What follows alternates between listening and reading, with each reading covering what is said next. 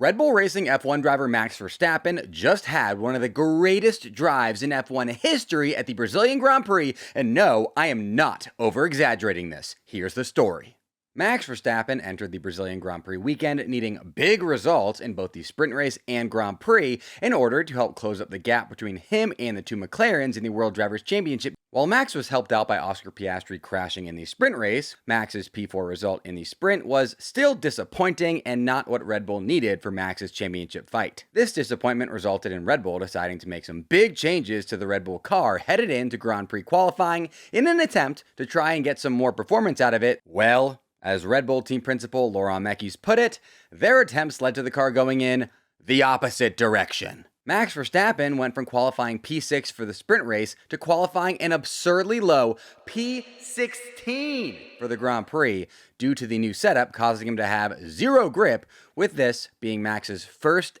ever time failing to make Q2 in qualifying on pace alone in his entire career. Rather than have Max attempt to fight through the field from P16 in a car that clearly lacked performance, Red Bull decided to do what any sane team would do in this situation, make a zillion setup changes to the car in an attempt to remedy its issues, as well as replace Max's power unit. Now, remember earlier when I said that Max's Brazilian Grand Prix drive was one of the greatest in F1 history and that I was not exaggerating? Here's why. From a P19 pit lane start with only Esteban Ocon behind him, Max was able to recover all the way up to P13 by the time a virtual safety car came out on lap 7, but then came the front right tire puncture that forced Max to make an early pit stop during the virtual safety car that dropped him all the way back to the back of the pack. From P18 on lap 8, Max sliced and diced his way through the field like only Max can. By lap 18, he was already back in the top 10, with his early pit stop turning out to be a blessing in disguise that allowed him to carve his way up to as high as P3 before it came time for him to pit once again. After his second pit stop, Max was able to continue putting in amazing lap times and eventually take the race lead on lap 51 despite starting in the pit lane. From here, a lot of people are saying Max should have stayed out until the end of the race on his worn medium tires,